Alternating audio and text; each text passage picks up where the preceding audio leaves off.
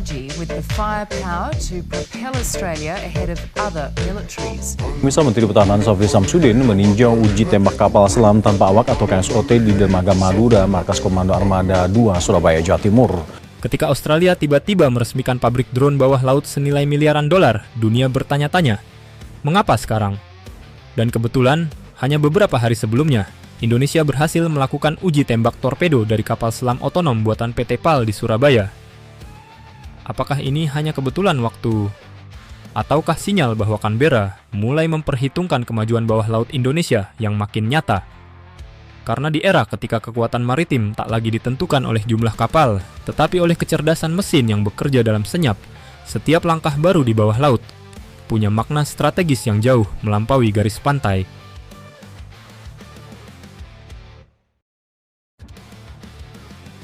Langkah cepat Australia. Australia memahami bahwa masa depan pertahanan tidak lagi hanya tentang kapal selam besar atau pangkalan nuklir. Karena itu, mereka menggandeng Anduril Industries, perusahaan pertahanan asal Amerika Serikat yang bergerak di bidang kecerdasan buatan dan sistem otonom. Dari kerjasama ini, lahirlah Ghost Shark, drone kapal selam berukuran besar dengan kemampuan jelajah berhari-hari tanpa awak, dirancang untuk misi pengintaian, pengawasan, bahkan serangan di kedalaman laut. Nilai kontraknya mencapai 1,1 miliar dolar Amerika. Dan proyek ini kini menjadi simbol tekad Australia untuk memperkuat pertahanannya sebelum armada kapal selam nuklir AUKUS benar-benar siap beroperasi. Langkah ini cepat, terencana, dan dilakukan dengan kesadaran penuh bahwa ancaman di bawah laut tak lagi bisa diabaikan.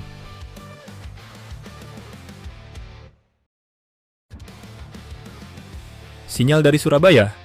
Namun dari arah lain muncul sinyal yang tak kalah kuat.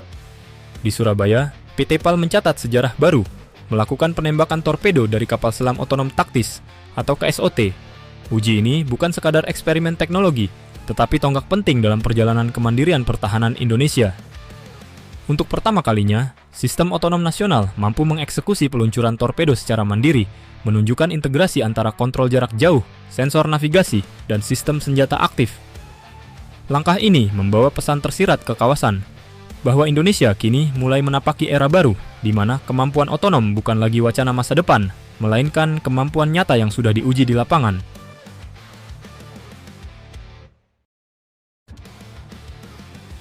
Keterkaitan yang tak dikatakan. Apakah dua peristiwa ini berkaitan? Secara resmi, tidak ada pernyataan yang menghubungkan keduanya. Namun di dunia pertahanan, waktu adalah bahasa tersendiri. Australia meresmikan pabrik Ghost Shark hanya beberapa hari setelah Indonesia menunjukkan kemampuan torpedo otonomnya. Sebuah kebetulan yang terlalu sempurna untuk diabaikan.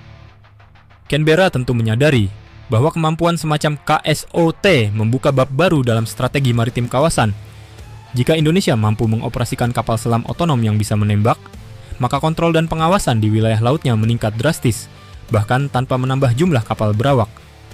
Dan dalam dunia geopolitik, perubahan kecil di satu pelabuhan seringkali menciptakan gelombang besar di ruang strategi negara lain.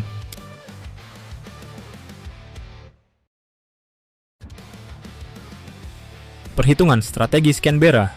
Australia menghadapi realitas sederhana.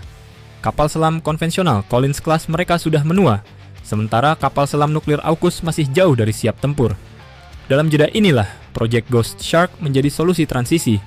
Drone bawah laut ini dapat memperkuat pengawasan maritim di utara Australia, melindungi jalur komunikasi vital, dan berfungsi sebagai mata-mata digital di perairan strategis Indo-Pasifik. Namun, di balik percepatan itu, tersimpan satu pertimbangan halus, bahwa kini di sebelah utara ada kekuatan maritim yang mulai menumbuhkan kemampuan serupa dengan pendekatan yang jauh lebih efisien dan berbasis inovasi lokal. Untuk Australia, langkah Indonesia bukan ancaman, tetapi variabel baru yang tak bisa diabaikan dalam kalkulasi pertahanan mereka.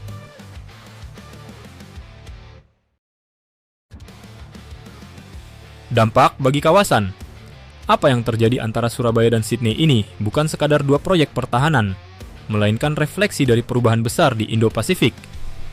Negara-negara kawasan kini berlomba bukan untuk membangun armada terbesar, tetapi sistem yang paling cerdas, paling otonom, dan paling sulit dideteksi. Indonesia menapaki jalur kemandirian dengan kekuatan industri pertahanan dalam negeri, sementara Australia memperkuat diri dengan jaringan aliansi dan dana besar. Dua arah berbeda, namun tujuannya sama, mencapai daya tangkal yang efektif di dunia bawah laut yang semakin kompleks. Dan di titik ini, Asia Tenggara bukan lagi sekadar area pengaruh, tetapi pemain aktif dalam arsitektur keamanan maritim global.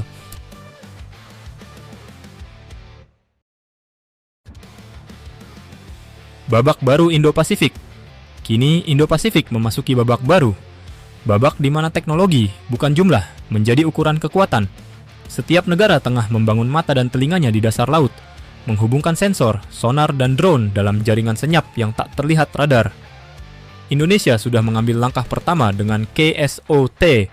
Australia merespons dengan mempercepat Ghost Shark. Dua gerakan senyap yang mungkin akan mengubah cara kawasan ini menafsirkan keamanan laut. Dan seperti halnya dalam catur, kadang langkah paling berbahaya adalah langkah yang tampak tenang.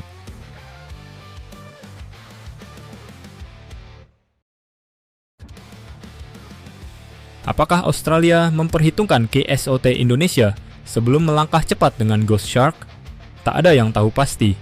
Namun di ruang analisa strategis, tak ada kebetulan yang benar-benar kebetulan. Setiap uji torpedo, setiap proyek baru, selalu meninggalkan gema di meja perencanaan lawan. Dan kali ini, gema dari Surabaya mungkin telah terdengar jelas di Canberra. Sebuah tembakan torpedo yang mengguncang peta strategi bawah laut Indo-Pasifik